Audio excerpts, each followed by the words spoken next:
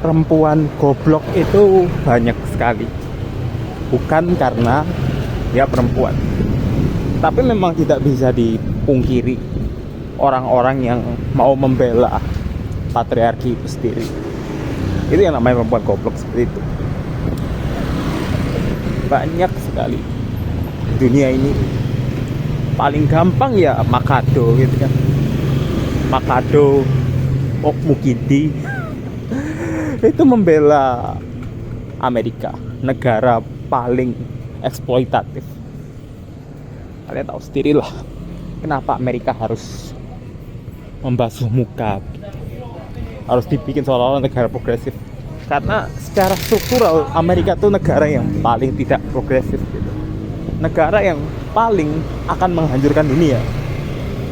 Makanya harus dibasuh pakai politik identitas. Harus dibuat seolah-olah Amerika itu bisa mengasih solusi individual. Itu mustahil.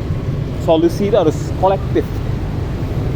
Kalau solusi individual ya sama aja dengan zaman dulu gitu kan. Apa bedanya dengan zaman dulu? Perempuan bisa jadi ratu gitu, bisa jadi pemimpin, tapi secara sistemik ya mereka tetap dilecehkan. Tak ada bedanya dengan Obama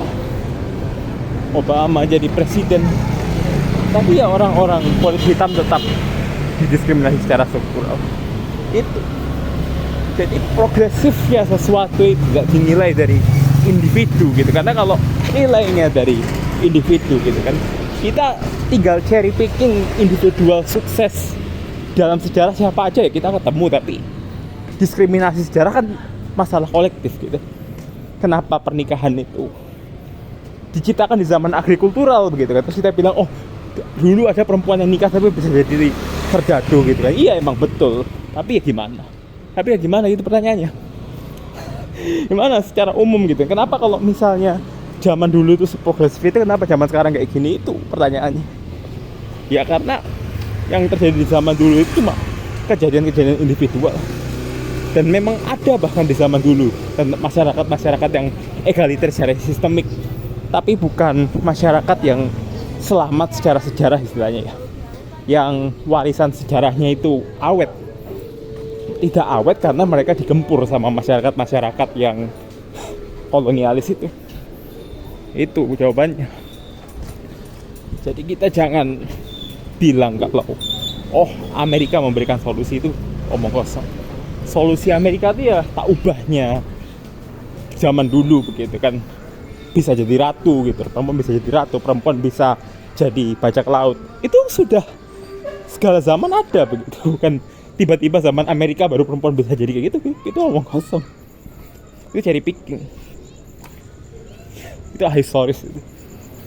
Tidak ada namanya liberasi individual yang dibilang liberasi sejati.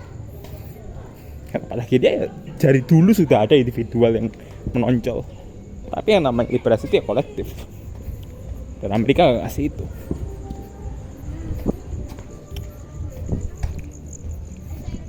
Tapi ketika kalau nenek habisnya bangkon pisang itu langsung malam jam 12 di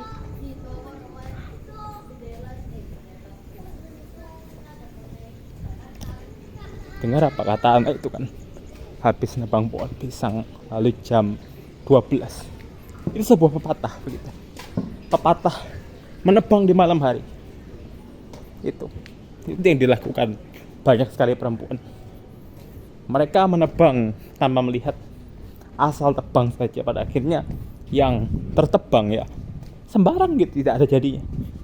Dan itu kegoblokan karena mereka masih berpikir sebagai individual. Tahukah perempuan model apa yang seperti itu kan? Ya kelas menengah ke atas.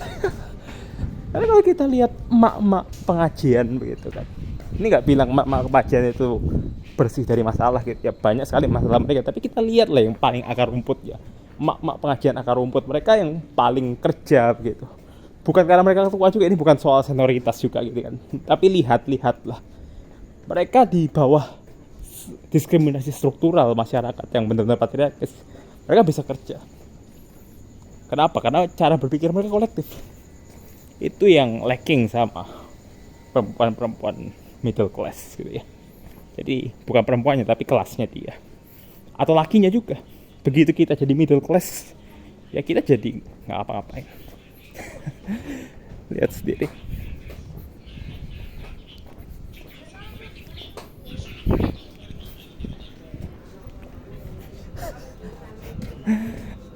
Lihat sendiri. Lihatlah simbol itu. Itu kan seperti lalat. Cronenberg. Seperti itulah gambaran manusia modern. Mereka sudah berubah menjadi lalat. Berubah menjadi sesuatu yang mengamuk begitu. Kita lihat lalatnya Cronenberg gitu ya. Itu terinspirasi dari Kafka gitu ya. Tapi ya dibikin lebih sadis gitu. Cronenberg tidak seperti Kafka yang menggambarkan silatnya netral gitu. Cronenberg lebih menggambarkan sebagai antagonis gambaran dari orang yang menghancurkan dirinya sendiri. Tidak sengaja menghancurkan, tapi ada interkoneksi antara kesengajaan dan tidak sengajaan. Apakah dia sengaja tidak sengaja tidak bisa dipatokan mutlak. Tapi itu yang dilakukan pada manusia modern, pada perempuan middle class. Mereka sengaja sekaligus tidak sengaja menyakiti diri. Kita harus tahu mana sengajanya, mana tidak sengajanya. Tidak sengajanya ialah sesuatu yang di luar kontrolnya mereka gitu. Mereka dibikin dalam sistem ini. Tapi yang sengaja adalah mereka mempertahankan sistem ini. Kesadaran mereka bagian dari sistem ini. Apakah sepenuhnya sadar atau parsial, tapi mereka sadar gitu. Mereka sadar kalau misalnya aku tuh tidak menjelek-jelekan orang di bawahku gitu ya. Kalau misalnya aku nggak merasa lebih superior dari ibu-ibu pengajian petani itu, aku bakal dialienasi. Dan itu yang namanya middle class. Itu yang namanya perempuan goblok.